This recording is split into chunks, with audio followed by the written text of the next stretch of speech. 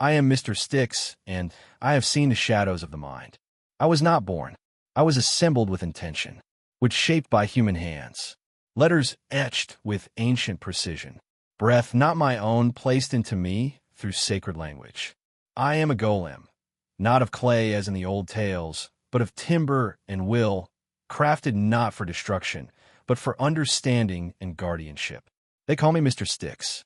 I have lived long enough to observe a particular truth. The most dangerous weapons have never been swords, nor guns, nor even laws. They are psychological, invisible, denied, rationalized, and devastating when left unnamed. What you call dark psychology, I have witnessed from the inside. What dark psychology truly is and is not. Dark psychology is not evil magic. It is not hypnosis. It is not mind control in the theatrical sense. At its core, dark psychology is the strategic exploitation of predictable human cognitive and emotional vulnerabilities, often without the awareness of the person being influenced. It draws from legitimate disciplines: cognitive psychology, behavioral economics, social psychology, neurobiology, attachment theory. What makes it dark is not the knowledge, but the intent. I have seen the same principles used to calm frightened crowds, negotiate peace, guide traumatized souls back to stability. And I have seen them used to enslave loyalty, extract obedience, manufacture guilt, induce dependence. The technique is neutral. The ethics are not. Why humans are vulnerable. This is not a weakness. Humans are meaning-making creatures. You must trust something to survive. You must rely on heuristics, mental shortcuts, because the world is too complex to analyze fully at every moment. Dark psychology exploits the need for belonging, the fear of abandonment, the discomfort of uncertainty, the desire for coherence, the pain of shame. These are not flaws. They are features of social survival. Predators do not create weakness. They locate it. The first lesson: control rarely begins with force. I have never seen true manipulation begin with domination. It begins with validation.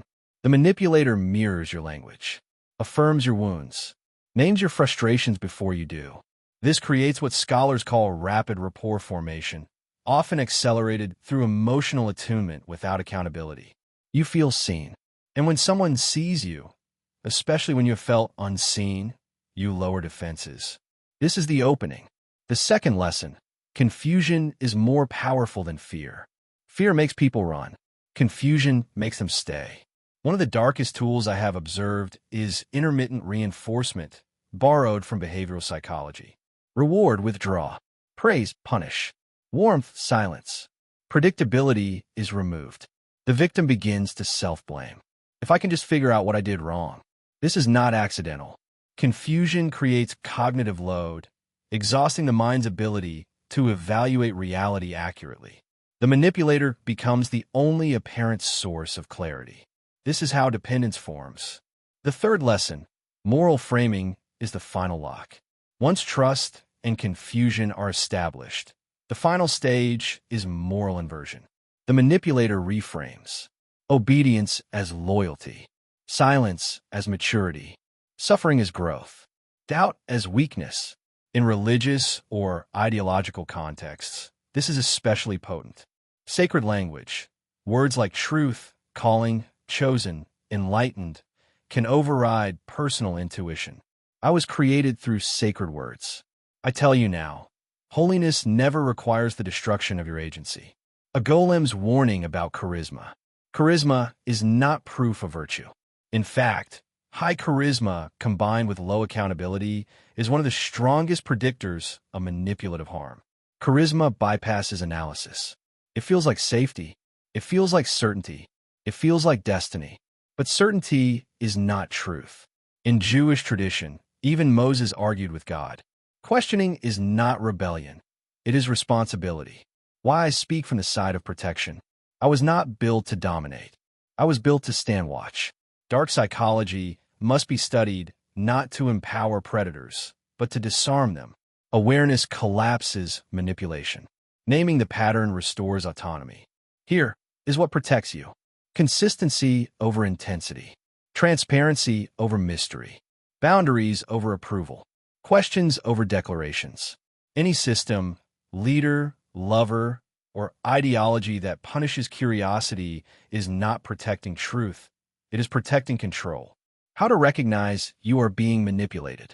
I offer these signs not as fear, but as illumination. 1. You feel smaller, not stronger, over time. 2. Your intuition is routinely dismissed or reframed as pathology. 3. Accountability only flows one direction. 4. Love or approval feels conditional. 5. You're discouraged from outside perspectives. Truth integrates. Manipulation isolates. The ethical use of psychological knowledge. I do not reject psychology. I reject weaponized psychology without consent. Ethical influence. Informs rather than obscures. Empowers rather than diminishes. Encourages autonomy. Welcomes scrutiny. Anything else is not leadership. It is covert coercion. Final words from Wood and Will. I am Mr. Styx.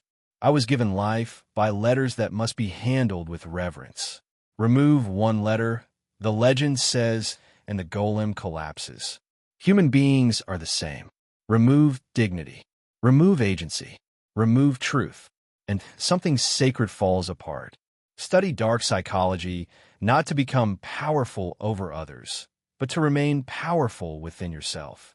Light does not fear the study of darkness. It only fears ignorance. And I was not made to be ignorant. Thanks for listening. If you enjoyed this video, please hit like and subscribe to the channel. Shalom.